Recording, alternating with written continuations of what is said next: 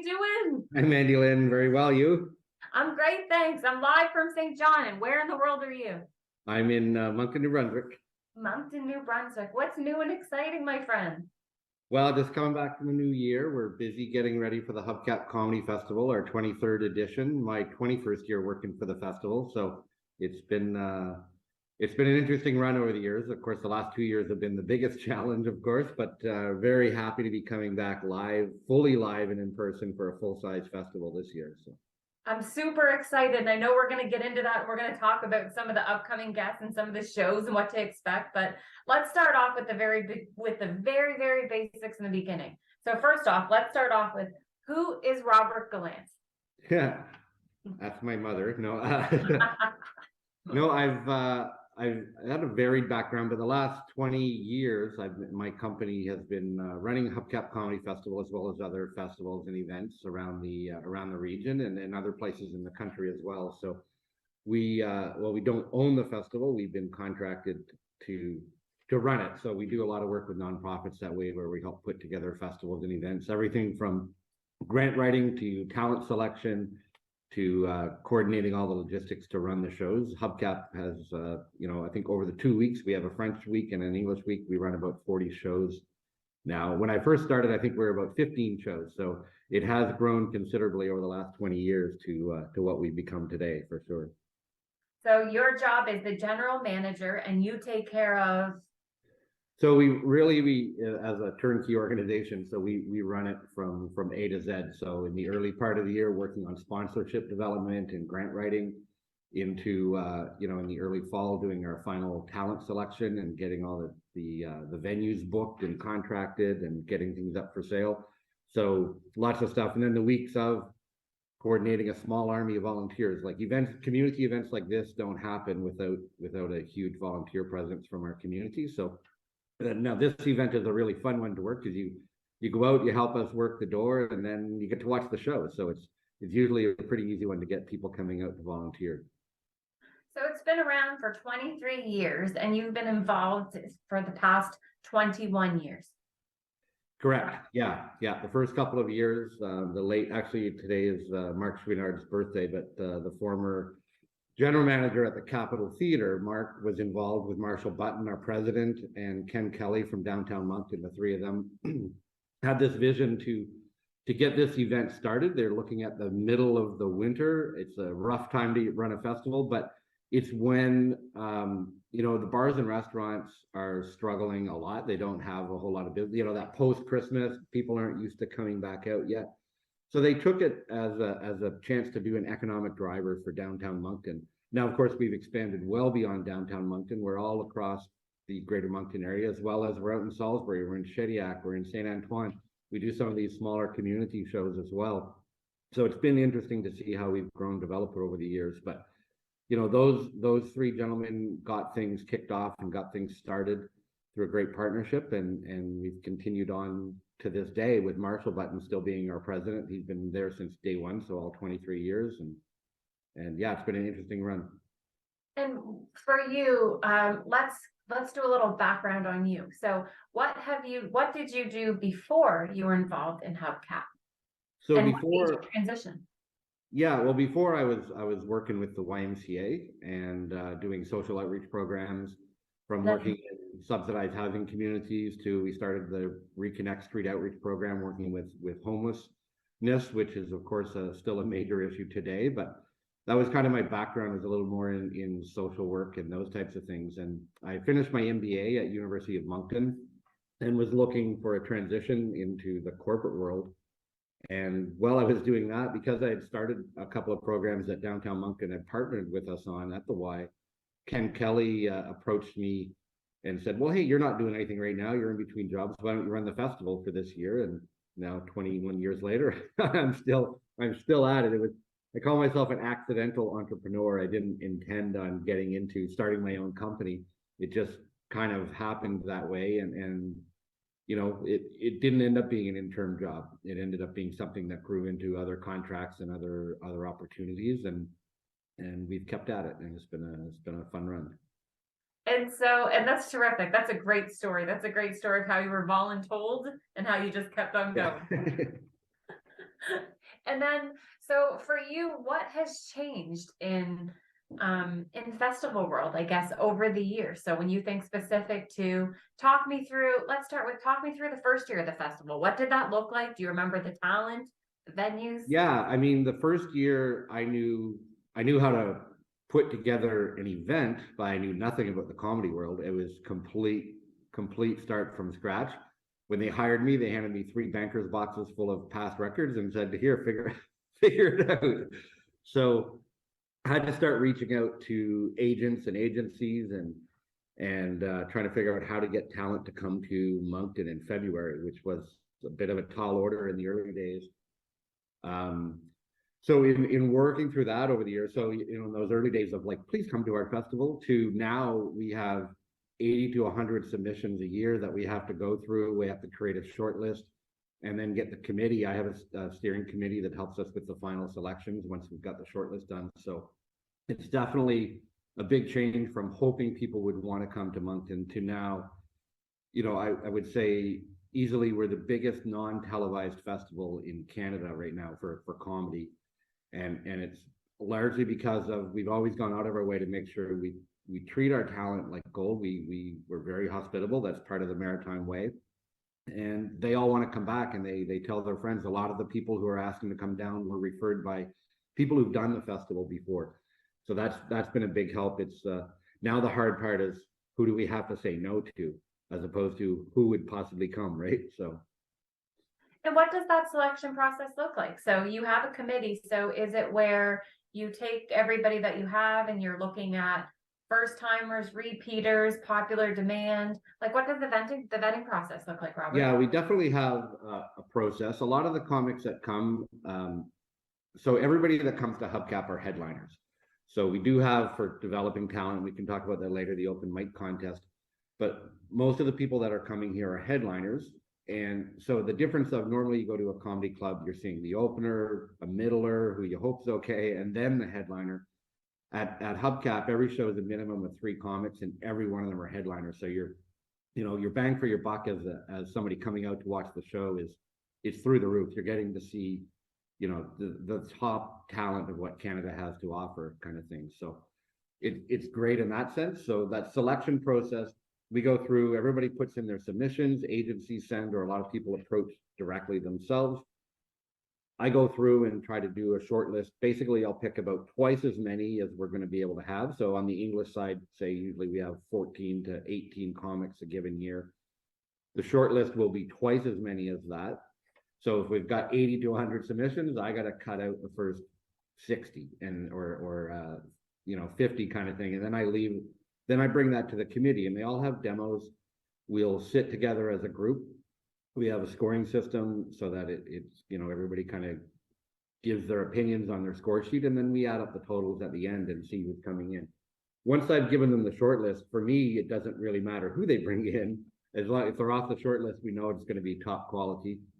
There's a couple times that Marshall or myself might have a veto on somebody that we've been wanting to work with for a number of years, and maybe the timing has never worked out on both sides. So, there are different options on that, but for the most part, we try to leave that with the committee once they have the short list.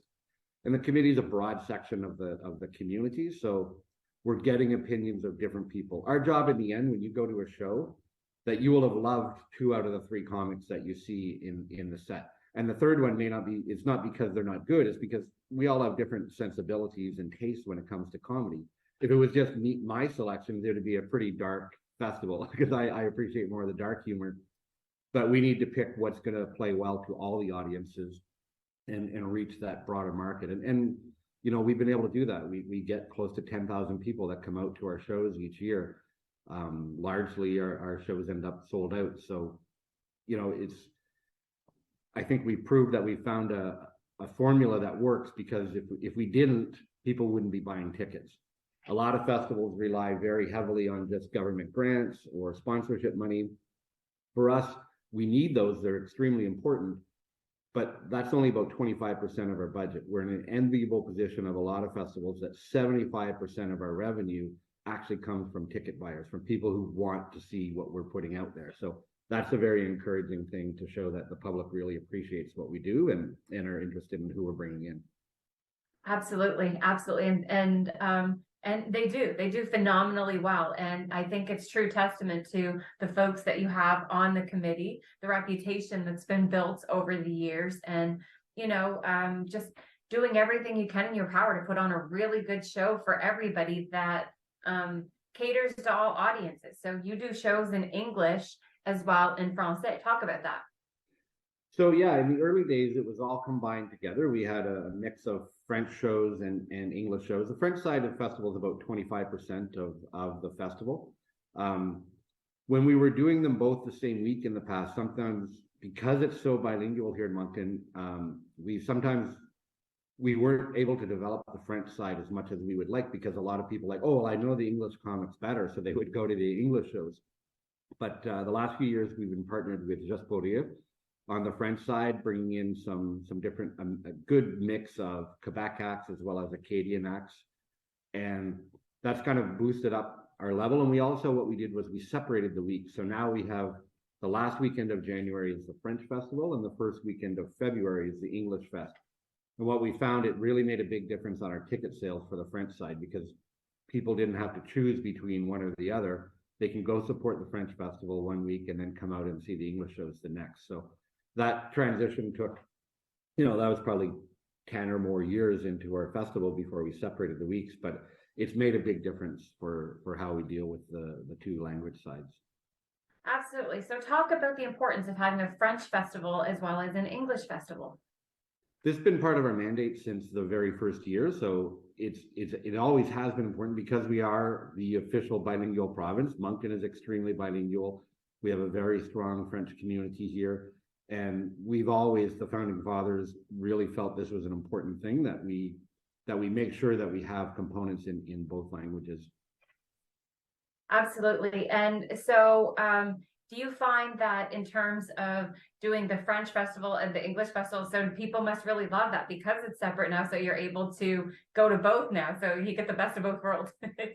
Yeah, exactly. So on the Francophone side, part of where we were always successful with our big gala shows, because people would know the larger names coming out of Quebec, whether it's Mike Ward or some of the different big names, Louis José Hood, a number of people that we've had. Those shows would sell well. We struggled with our bar shows. But now with our partnership with Just Pour Rire on the Francophone side of the festival, it's really helped bring up the image and the expectation that when they see names coming down that they don't know, they know that they're still going to get a really quality show. And that's what we've done on the English side too. Not everybody knows. I mean, it's always the curse of being a Canadian entertainer. A lot of people recognize your face if you've been on television, but they don't always remember your name.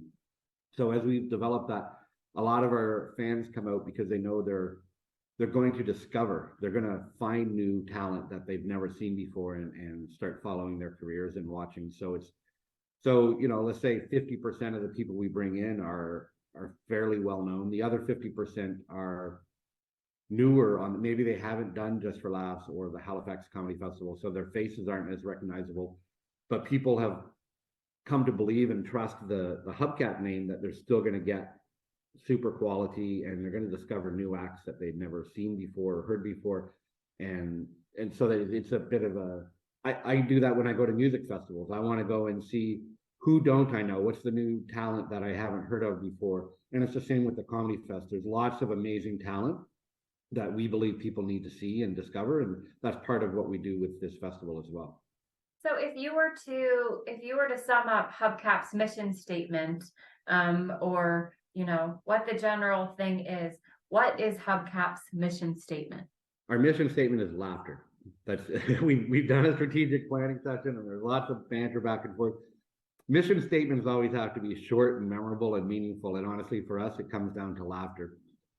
And we were talking a bit earlier about quality, and that's what drives that. We do the development side for emerging talent and help them grow and get new opportunities. A number of people who've won our open mic contests over the years have now gone on to become full-time comedians. It's made a difference that way. But as far as for what the people in the public are buying tickets to, they're buying tickets to see headline acts. So that I know sometimes there's some controversy of like, oh, it's a New Brunswick festival, but there's not a whole lot of New Brunswick acts in the show. Well, there's not a whole lot of headliners in New Brunswick. We're a small area, so there is some, some limited stock. I know, of course, like Nikki Payne lives here and James Mullinger, and there's a few different people that we can use in that capacity. The rest of it, we really work on helping develop that talent so that they can grow on. So like Julian Dion, who now performs in both French and English, but he started out in English here and he won our contest and has gone on to become a full-time comedian. Peter White out of Nova Scotia, Travis Lindsay, who's now writing for This Hour's 22 Minutes, Dan Hendricken, who's headlining all around the Atlantic area. There's lots of great examples of people who have come through the open mic contest, and through the exposure that we've been able to get them and the opportunities we've been able to help them get has made a big impact in them becoming a full-time comedian. Absolutely, definitely very influential and very, very helpful. And I know that, you personally have, I've known you, I think, 7-8 years now we've known each other, and I've got to witness, some of the awesome things that you've done to help local artists as well as folks all around, just community and laughter. Those are, I think, if I was standing in an elevator and somebody said, how would you sum up Robert? And I would say kind, compassionate, caring, and as well as very community oriented, and helping people develop seems to be something that's important to you as well. Like, I think you have that natural kind of intuition. Talk about that. Well, it's all about relationships in what we do. So as we work with people, you develop relationships with them, you see how hard they're working, and it's not just, I guess, it's not just out of the kindness of our heart. It's we need to develop this industry in our area. So, when we see people with talent, and we need to encourage them to get out, get on different stages. Don't just do your one open mic stage over and over in front of friends and family. You got to get out. You got to take a chance, go to Halifax, cut some open mics. You need to experience different audiences. So part of our encouragement, it's not always through employment, but it's giving some advice or connecting them with the other talent that comes into our festival. A lot of them are very open to helping and giving advice and encouraging people to get out of their comfort zone. If you want to be a performer, you've got to get out there and get in front of different audiences, because what works as a joke, in one audience, in one little micro climate, isn't necessarily going to work if you hit the road and go to Bathurst, or if you've got to be able to adapt and grow and change. So that's the biggest thing that we do as far as encouragement. Also, when it's somebody that we believe in, we'll help open doors. So if somebody's looking for a particular type of talent or that kind of a thing, we do have a talent agency, but it's not always about booking. Sometimes it's just making introductions and letting people get that experience. Absolutely. And I think that was one of the first things that you and I talked about in one of our first conversations, was you talking about how getting uncomfortable is what helps you grow. Can you elaborate to folks that are watching right now what you mean by that? Well, that's just like I said, not, a lot of people in the early years, especially of this contest, would come in like, oh, I'm super funny at the kitchen table with my family and friends. Well, getting on stage is very different. And some people, when they get on stage, that uncomfortableness, or like, oh, they didn't get my joke about Uncle Jimmy. Well, nobody knows Uncle Jimmy. So if you can't paint the picture of who he is and why this is funny, there's different things compared to quick quips with friends, as opposed to telling a story on stage and having people find it humorous. So, that getting uncomfortable is moving around, trying different audiences, doing different material. The people that come, there are a few people that come back to this festival every 2 or 3 years, and that's because they're always writing. There's some people we've had back after 8 years, and I'm like, oh, they must have new material now. And then they came back and it's the same, or 3/4 of their set is the same. I'm like, in 8 years, you haven't written anything. And some people can make a go of that, but for the comics who are really successful, who are touring this country, who are hitting all the comedy clubs and getting rebooked is the thing. Like, you can do one corporate one time, but if you can't go back with new material, Derek Sagan's an example of that. If somebody comes back every couple of years to the festival, we're touring him right now, but in part of that, he's also doing some corporates, and his corporates that he's done 4 or 5 years ago, and they loved him so much they want to rebook him. But I can tell the client with confidence he's got all new material. You're not just going to hear the same thing. Some people think, oh, well, they won't remember. People do, especially if they loved your stuff the first time and they want to come out and hear what you have to say now. If you're just repeating yourself, 2, 3, 4 years down the road, people remember and they're like, oh yeah, it was really enjoyable, but it was still like the same reel. So you've got to be able to be writing, keep fine tune what you have some of that locked in gold that you can go to if the audience isn't going well, or like, oh, I know this joke will work. But you have to be able to keep working on new material. And that's where open mics and those kind of things come in handy, because people know you're workshopping material. A couple of the headliners that come in, sometimes we'll put them on Hubcap that, they're contracted to do a theater show, but they'll ask to do a bar show or two while they're here, because their theater show is the polished, perfect, this is exactly what I'm selling, but they want to go to the bar show and work on new stuff. So even like the top end comedians, they still need to get in front of a rough and tumble crowd and in a dark a dark bar room and work through new material. And that's why they're so good, because they're constantly out there working. So they'll go work those rooms where they know they're not getting paid, or they're getting paid a fraction of what they do to get on a big stage, but they understand the importance of trying that material out with an unknown audience, people that didn't even know they were showing up. So if Mike Ward from the French side has done that here a few times. He's like, oh, I want to go do the bar show after I do my theater set, because I have some new stuff I'm working on. But nobody bought a ticket to that bar show expecting to see Mike Ward. They bought a ticket knowing they were just going to see, the other headliners and a couple opening acts. But then they get surprised with Mike. But Mike gets a truer feedback on his material, because it's people that didn't buy a ticket for him. They just bought a ticket to a bar show, and then they got a special treat. But he gets to work through his raw material, his new stuff. So that's part of it too. If you're traveling for work, if you're an up and coming comedian, you're traveling for work, or if you can take a weekend, call ahead, get booked onto some shows. You might not get paid for it, but the lessons you'll learn getting on a strange stage in front of people that don't have any clue who you are is going to make a big difference for getting to develop some new material and trying stuff out. Absolutely, because being uncomfortable helps you inhibit growth and going different places. And actually, I'm going to stop that trail. I'm going to go back onto the writing one, because I think that what you touched on is very important. So when, you talked about James and Nikki and Dare, and that's one thing, the three of them will, I've watched them, teach people how to try to help counsel them with that, which is always be writing, keep a book with you, any kind of thought, quip, idea, put it in your iPhone, put it in your notepad, write it down, always be writing. That's very important, because you're not just walking out on stage and just giving what you have. It's an art form, and it's an art form that you're consistently developing and writing. Talk about that. Well, I mean, there's a couple of different examples just from the people we've talked about, and there's many others. Tim Nutt I work with a lot as well too. He's been back to the festival many times, and he's another one who's always writing. But so one example of Derek, as far as the always writing and always expanding pieces.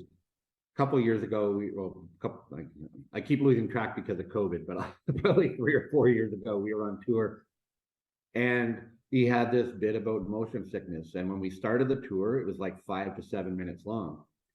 By the end of the tour, it was 30 to 35 minutes long. So every night, it seemed, on stage, he was adding new dimensions, new pieces to it, developing the story. And in that case, you can't be writing down your thoughts on stage. Every now and then he'd holler over to myself or Abdul, who was opening, like, hey, that was great, write that down. But that idea of like, okay, I got to remember that, because that worked really well. I got to remember that. And he developed, what started out as his tour with a 5-minute bit as one little piece of the tour, ended up being the major story of that tour. So by the time we were done 4 months later, that bit had a huge piece of the show. I've seen Nikki Payne many times walk into the green room before a show and tell some oddball, crazy story that just happened to her, like on the way to the theater the day of or the day before. And And the green room is, we're busting a gut laughing at what she had to say, and then she'll walk on stage and open with it. And it is, it's not contrived, it's not whatever, it's something that happened that was genuinely in a different lens, very funny, hilarious story that then becomes part of her ongoing repertoire. So, testing it out, it's not just telling jokes to friends and testing it out, but sometimes when you've got a room full of comics or people in the industry, telling those one-off stories in private sessions can lead to like, oh, I'm going to try that on stage. That, if the other comics were laughing at it, it's probably got a chance of hitting with the audience as well, right? So writing isn't just sitting, and then sometimes it is just sitting and thinking up humorous things from your past or whatever, but sometimes it's living in the moment. And when certain things happen that strike a chord, like you say, have that book ready or write it tap it out on your phone, like take some notes and then start developing it on that open mic stage. But writing is, it's a multi-layered thing. It's stuff from your day-to-day life that everybody's going to find funny, but it's also, what you can sit down and write about. How do you take things that you find, maybe you haven't shared it, but how do you find things that you find mildly amusing and make it hilarious, right? How do you change things from the news or from the whatever that you've seen into something that other people appreciate and relate to? Absolutely. And then how are you going to develop it? So the writing process, it sounds to me like it comes from personal experiences, day-to-day life, where so the stuff, your material can be stuff that you've sat down and thought of, but then stuff that could have just happened instantaneously. Yeah, and part of the thing too, as you're writing and testing that material, is be prepared to throw some of it in the garbage. Some people will beat a dead horse. They find something that's hilarious to them. They go on stage and the room just like crickets.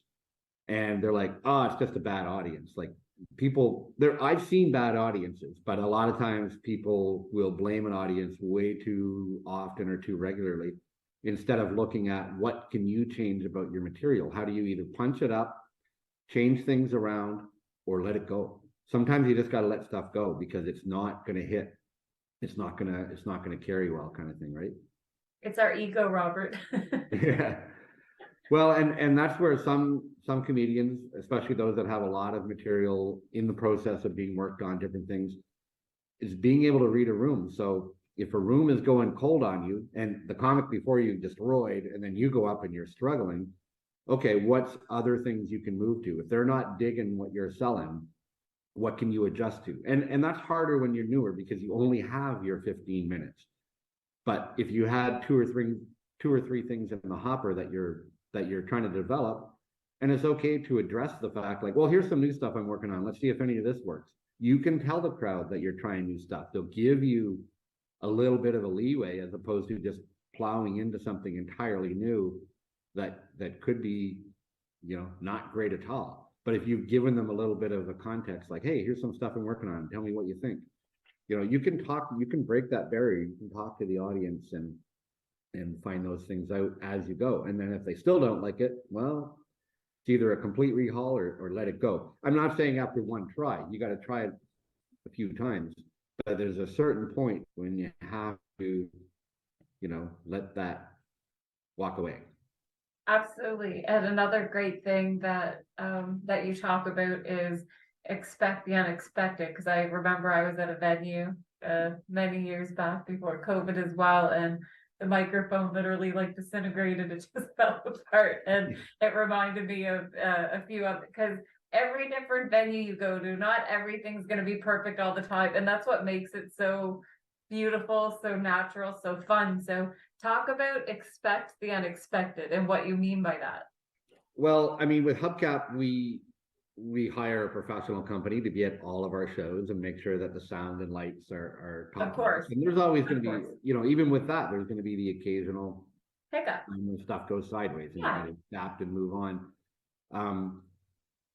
Some of the rooms you go to, they don't, like, you're thankful that you brought your own stuff because they'll tell you they have equipment, and then you get there and it's duct taped microphone together and things like that. So I can see how sometimes, like, and that's where, so as a performer, maybe travel with your own mic. Just if anything else, like at least you know you've got one piece of equipment that'll work. But call ahead. No, like I know, like one of the bars that we worked with, they said they had a very basic system. It's not enough for anything.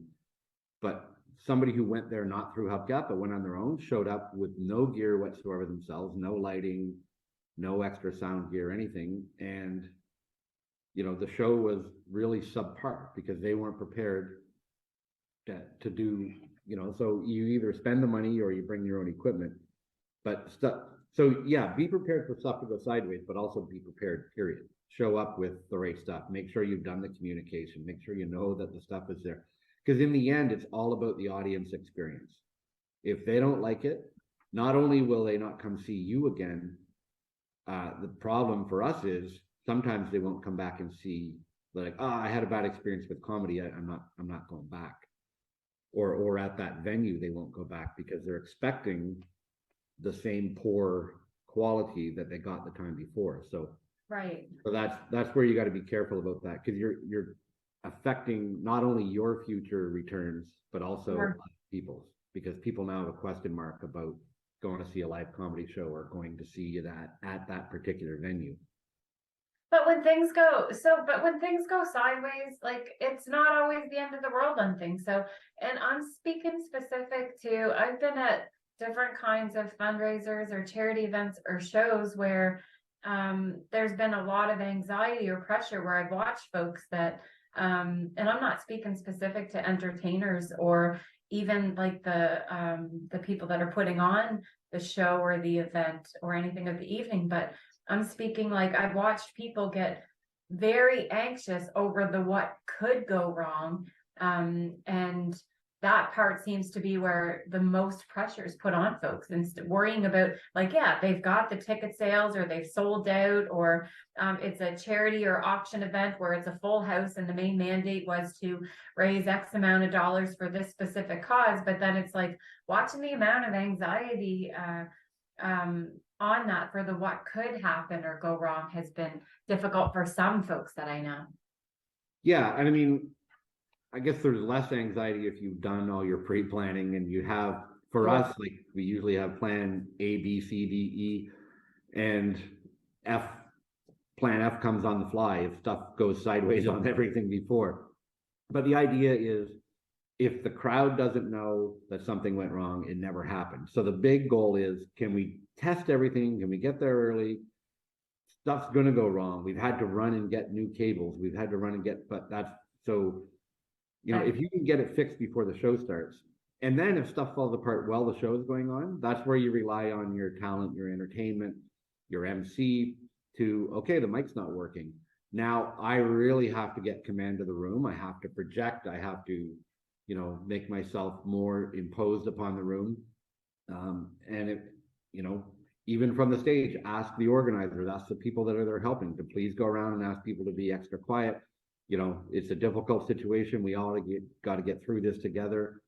There's different ways to deal with it. Panicking and walking off the stage, or causing an half an hour gap in the show because you're trying to fix things to make it perfect. Like, you don't want microphones squealing in the background. So sometimes it's better to just pull the plug on the sound and project if you possibly can, and just speak louder. There's different ways to approach all of those crises, but every situation is different. It's just a matter of how you get through it and remaining positive. And again, don't pretend like nothing's going wrong. If it is, address it. Most of the people, especially if it's a charity event, if they know you're struggling, they're going to feel bad for you, and they will step up and they'll be quiet. They'll do whatever they need to help make it work out, because they wouldn't have bought a ticket if they weren't interested in helping that charity. So they will help you fix the show in that sense by. Yeah, exactly. And then, so let's move on and talk a little bit now about some of the upcoming festivals. So I do want to say thanks for touching on all of those things, because I think that for a lot of folks, that understanding the writing process of comedy, understanding the development portion of it is important too. But before we move on and talk about festivals, is there anything that you would like anybody that's watching us right now to know if they're thinking about trying comedy or thinking about getting into it, or attending a show if they didn't attend a show yet? Yeah, so the deadline is coming up. We have both in French and English. We have our open mic contest. The deadlines are coming up here soon. You just simply have to, if you have, and it doesn't have to be a professional recording. It can be off your cell phone. It could be something your friend shot from the back of the room. As long as we can get an idea of your content, etc. Some people, they haven't had a chance to get on a live stage. Shoot your set in the basement. It's not the ideal, but we can see past some of the things that you're trying to work through and look more so at the content to decide if you're able to come in. So get your submission in. So it's just at the Hubcap Comedy Festival.ca. You'll see a button there for the open mic contest. There's two different options. You go to the French side, you'll see the button for the French one.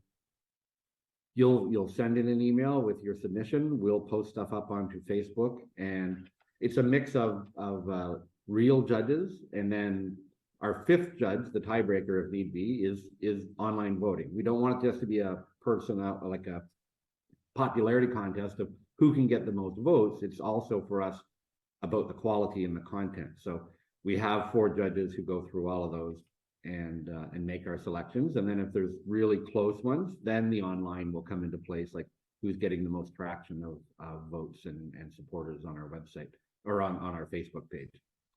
So I forget the where we started with this question. Sorry. No. That's perfect. That's all perfect. So that's great. So that ties right into the writing what we talked about. So and then in terms of how long is the duration of the video we're looking for? Or can it be somebody that's been doing comedy? Does it have to be someone that's new? Like, is there any sort of criteria, Robert, that anybody should know about? Basically, kind of look at, from a complete beginner to a pro-am. So a pro-am is in, like, I still have a full-time day job, but I'm trying to make my way in comedy, and I haven't won this contest before, that kind of a thing. So it's not just amateur. Like, you may have been paid, probably not a lot, but you may have been paid for doing a show before, and that's fine. It's not like the Olympics where you can't get paid for anything, but it's more for that up and coming talent, the emerging talent that wants to do this and get noticed and get an opportunity. Like, if you won the open mic contest at Hubcap, other festivals, other agents, different things are going to start paying a little more attention to you, that okay, you've hit a certain level of development. So send your submission in. It's just like 3 minutes, whatever, just a bit of your time. At the contest itself, you're doing anywhere from 3 to 7 minutes. So you're deducted points for going under or over. Part of it is also learning to stick to your time. So you may think you're doing great, and I'm going to go for 20. Well, it's a contest, and there's rules of how much time, because there's going to be 10 people on the show. It can't go all night. So 7 minutes is the max the night of, and then whoever wins gets to perform during the festival as well. So there's, wow. It's a chance to get in front of a regular paid audience with professional comedians and get some other exposure and experience as well too for follow-up. So, you don't have to worry about, oh, I don't have 15, 20 minutes. You don't need that. You need a max of 7. So 3 to 7 minutes. You could be a complete newcomer to it and just pull off 3 minutes, and if it's a solid 3 minutes, you got great stage presence, it's solid content, the audience loved you, there's still that opportunity to win. You don't have to be full on, I have my half hour, I have my professional set. No, this is about up and coming talent and getting that opportunity. And so I want to talk a little bit about the developing portion of, a few weeks ago, we had comedian Ali Hassan on the show, and he was talking about the festival and talking about him being in the festival.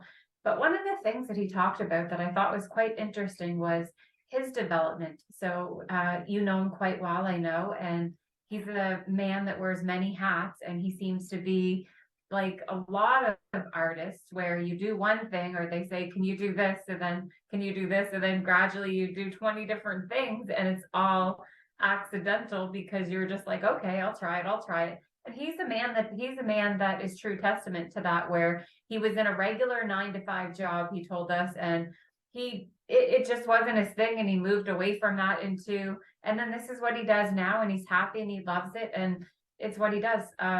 So could you talk a little bit about your personal experience from what you've witnessed from artists, Robert, in that? Sure, and I mean, not every artist is can wear as many hats as Ali Hassan. When I met him in Montreal years ago, he was an up and coming comedian and a full-time chef, and he had a online presence as a chef and doing different things. I was actually looking at bringing him down here to the seafood festival that I used to run, so that we could do kind of a a cooking class with some humor in it, that kind of a thing. Now, that didn't come to fruition, but as we developed a relationship and as he developed his comedy talent, we were able to bring him into the festival. And since then he's been back many times. He's had his own one-man show here. He's done the bar shows. This year he's hosting the gala. So, but you don't have to worry about being all things to all people. Like, Ali has an exceptional talent in various areas. A lot of people I know are strictly stand-up comedy. They work that exclusively. So you don't have to worry about, can I become an actor? Can I become this? Can I do these different things? If that opportunity presents itself and you have the skill set, great. But if comedy is your passion and stand-up is where you want to go, focus on that. Don't worry about the other stuff at first. Like, as that part of your career develops, other things may come along that you may or may not be open to. So it's not about, you don't have to always be the triple threat. You can be the single threat, but extremely good at it, right? So you work with what you have, and you don't have to worry about becoming everything. That's and that's very logical. That absolutely makes sense. But so talk a little bit, Robert, about, you've been in the business for a very long time, a veteran for sure. And talk a little bit about some of the success stories that you saw. So you just, for instance, talked about watching him be a chef with the online presence to build into what he is today, and now a great selling author, in addition to the million other things that this guy does. So tell me some of your favorite examples, or is there one in specific that you can think of where you watched an up and comer come and succeed and just do so phenomenally well, and what your thoughts, feelings, and experience was? Well, I mean, I've seen that with a few people, like Peter White. He won our open mic contest years ago. Went on. He ended up uprooting and moved to Toronto to get more involved in the scene. Became a full-time comedian. He's actually just moved back east right now, so we'll get to start doing some more work with him. But stuff from that development to getting the Winnipeg Comedy Festival, getting to perform at Just for Laughs. What the Winnipeg Comedy Festival, one of his sets went viral. Like, he had so many hits on it, it really bumped up his recognition in the country and in the comedy world. So people like that, Julian Dion, who started here on the English side, even though he's French first. A few years back, we decided to do a fully bilingual show for the first time. So we had French performers performing in English and English performers performing in French. So now Julian, well, he's French first, had never performed in French till that point. So we pushed him hard to come up with a French set that he could do, and he was not, he wasn't overly comfortable. He wasn't too happy but then after he did it, he's like, that was the best thing ever. Thank you so much. And you know what? It's opened up a whole new career opportunity for him.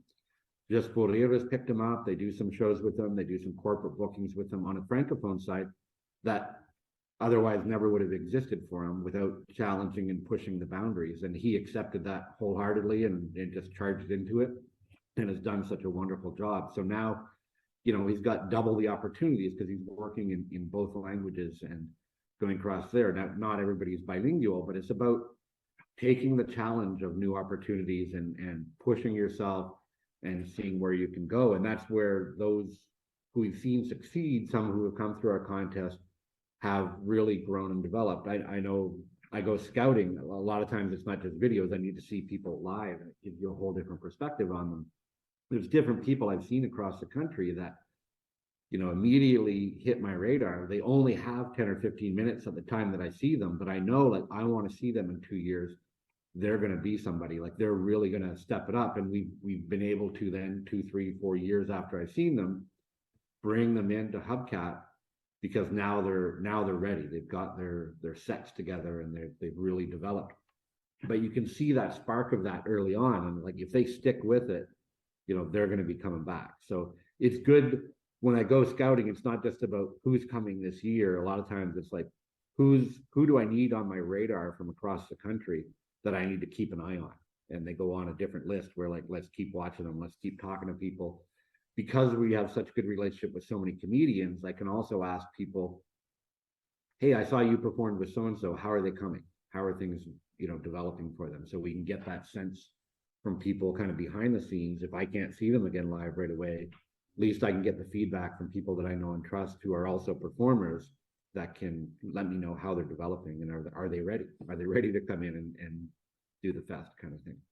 Absolutely, and thank you for that. So a couple of personal questions for you now. So you have gone through a really big transformation. Super proud of you, super excited. You want to talk about, so during COVID, people did some different things with themselves with their own personal journey. And as you know, I saw you a few weeks ago for coffee, and you went through a big transformation since I saw you last in your appearance. What happened? What did you do? Well, I think with COVID, with everybody, like everybody didn't think how long it was going to last. So we were drinking too much, we were eating too much, we were, and then it just suddenly hit a point. And I guess this is just weight wise, but just suddenly hit a point like, oh my God, I've never been this size, this out of shape before in my life. And just, had to step back from the COVID excuse and get active, get moving, period. And shed some of those pounds. And it, like anything, it's just a matter of making a decision and can you make it a habit? It's not just a quick fix. Like people who hadn't seen me for a long time, like, oh my God, like such a change. It's like, yeah, well, it took a whole year to get to here. It's a lot of work. I know somebody had asked me like, oh, how did you do it? And my response was like, a lot of hard work. And I don't want that. And speaking of technical errors on our side here, all right, we got the audio back. That was planned to make sure that people understand that not everything can be perfect all the time. So your personal journey, so it was a lot of hard work, and what else? Well, just I was saying, coming into COVID from the business side, just losing so many contracts and losing, we're in live events. They weren't happening. So we had to pivot. We had to struggle through. We had to find ways to do things virtually, which I know everybody is completely sick of right now. But at the time, it was the only way. We had to plow forward. So, working through that, dealing with the staffing changes and issues and who was coming and going and how do we keep things afloat, to then the challenge of this year, since March when we ran the festival, to the other events and things that we do. We haven't had a moment to breathe. It's been event after event, like making up stuff that was booked pre-COVID and coming back. So it's been a challenge from doing next to nothing, getting used to canceling things. Like your body is like, you're ramping up for an event and then like, nope, we're not doing it. Whereas now it's like, no, we're doing everything. And so, just, changing your mindset, changing how you're able to actually now follow through with things and not be canceling or postponing. So it's been, since March, it's been extremely busy. We haven't stopped.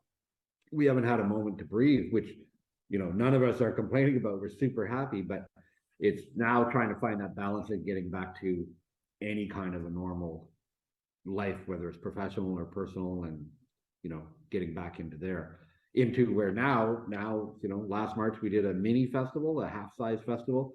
Now in a month from now, we start the full-size Hubcap back to real life. So, of course, now it's all about ticket sales, getting people to, our website, hubcapcomedyfestival.ca. All the shows are up. Everything is on sale. We've got a lot of amazing theater shows, but as we always do too, we're also in a lot of bars and restaurants throughout the area, community halls, all over doing, stand-up bar shows. So there's a good mix. We try to keep things affordable. People can choose the bar scene or they can go to the theater side. We try to keep our ticket price, reasonable. We're more about bums and seats than, I know there's been a lot of talk of ticket sales at the bigger venues and, from Shania Twain to Kevin Hart, et cetera, people complaining about prices. Like, we work really hard to try to keep our prices in a range that are affordable and accessible for people to get out. Because so Hubcap Comedy Festival is a nonprofit organization. Our mandate is to, help develop and grow the comedy scene in the area. So part of that includes getting audience out. It's not just a moneymaker. Like our goal at every year is to break even. Can we pay all the bills? Do we pay the artists? Do we, all of that side. So that's an important part. It's not just about how much money can we make, because that's not our mandate. Our mandate is to develop and grow the comedy scene in the area, and get people out and inject some, not just humor into the local area, but also dollars into the local area, helping the bars and restaurants in our area succeed, which, post COVID is even more important than a slow February. It's a lot of people are still struggling with staff, et cetera. So it's important that we help, get people out and spending money in the local community. And how do you keep yourself so well-rounded, Robert? You're always very, you're with everybody all the time, doing things all the time, and you're a huge family guy, a huge communitarian, everybody's friend. That's basically the best way to sum you up, I think. How do you keep yourself so well-rounded? Well, as long as the front facing, everybody thinks that you're great. We all struggle with different things, but it is a matter of making that conscious effort to be positive, to be, to maintain relationships, to be that friendly face, to be helpful. There's lots of reasons that we could, go within ourselves and be negative,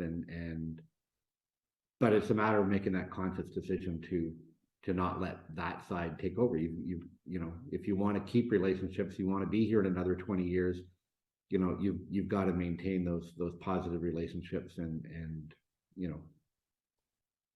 Absolutely. And then in terms of, I know that you put shows on everywhere, all around, and it's amazing, but I guess you should speak specific to Moncton now. So why is it important in Moncton to have comedy and to have these festivals, whether it be in English or in French? Well, I mean, it's, as I said, our mandate is to help grow the comedy scene, and it's not just comedy, it's arts and culture. This is one particular art form. There's lots of people that run great music festivals, and that takes care of that side. The spoken word side, the comedian's life, getting them out there, getting them exposed. They get seen at a festival, and then maybe in a couple of months they get booked for a corporate. So we're also helping the comedians in the long term, getting recognized, getting seen. People see people at the festivals, and for the comics, it's like band camp. Like they get together. Most of the time they're on the road by themselves, but that they get together and share road stories, talk about when they used to work with each other. Once you become a headliner, it really is a bit more of a solo life, and you're traveling all across the country. So they have a great time at festival being together, but it's also, it helps expand their business, because then they get booked by, corporate acts. We get calls to our talent agency to then book them out the rest of the year, which is so important to them, because that's what pays their rent. That's what pays their kids' tuition, that kind of thing, right? So it's very important to get them seen and get them work for the rest of the year. It's not all festivals and bar scenes. They'll go do a bar set, anywhere in the country. They don't get paid a lot of money for that. But that's where they work out their new material. They go to the bars and they work out their new sets, and then they develop that into, what can I do at a festival? What can I do in a corporate setting that will, that will pay the rest of the bills? Absolutely. And we have about 3 minutes left here. I just want to touch on the festival itself. Can you throw out some names of who we can expect to see if we get some tickets? Do you have any names you want to throw at us? Yeah, so we've got some great, especially on the theater side, we've got some great talent coming in. At Casino New Brunswick, we have K. Trevor Wilson from Letterkenny, Squirrely Dan. A lot of people know him. They call him the mountain man of comedy, and it's not just because he's a large fella. He's larger than life when it comes to humor. He's so hilarious.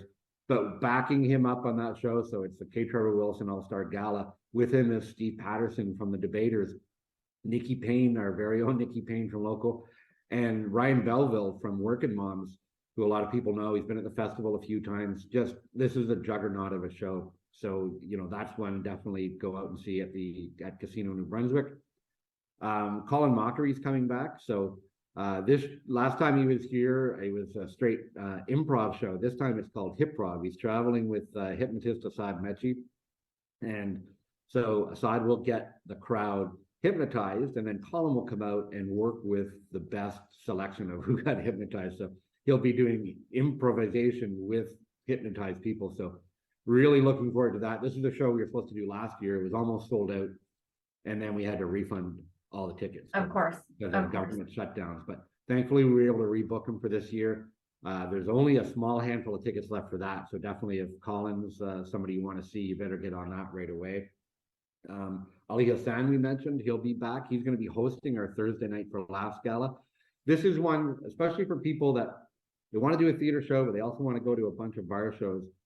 You get to see little bits, so 7 to 10 minutes of 8 different comics, as well as Ali is hosting. But those comics that you get to see on that show will then be doing bar shows all over town Friday and Saturday night. So it's a great chance to kind of get a sneak peek of their set, because they're only doing 7 to 10 minutes at the theater, but in the bar you get to see a full 30-minute set from them. So that's always a really popular show as well for that. So looking forward to that. And then, you know, on that English week, then there's another 25 plus shows all over town that you get to see these comics at. So really looking forward to that. You know, Sirius XM is our presenting sponsor, and 3 of those different shows will be, you know, like a showcase. So you'll get to see a little bit more, you know, you'll get to see a few more acts in that show, get a chance to see, but you know, talking about developing talent. So that's why Sirius XM is investing, because that money goes to developing talent opportunities for spoken word as well. So really looking forward to those bar series as well. There's lots to be seen. A lot of the comics coming in have never been here before. They were booked last year. We had to not bring them in because we shrunk the festival. So really happy that we're able to make it work to bring them in. A couple people coming back, like Dave Hemstad, Peter Anthony, some fan favorites who've been here before that are just monster comedians. So, you know, people you really want to make sure you get out and see, check out their material, as well as all the new faces. So they're new, as I said, they're headliners. They're just new to Moncton. So, you know, make sure you get out and see them. They'll be, all the bar shows are on sale. So you can check out, you know, whether it's your favorite place to go. There's lots of places downtown. So if you're coming into town from away, you know, book a hotel, get out. You don't even, once you park your car at the hotel, you're good for the weekend. Just buy tickets to shows downtown and take a trip around. Thank you so much, Robert. We do appreciate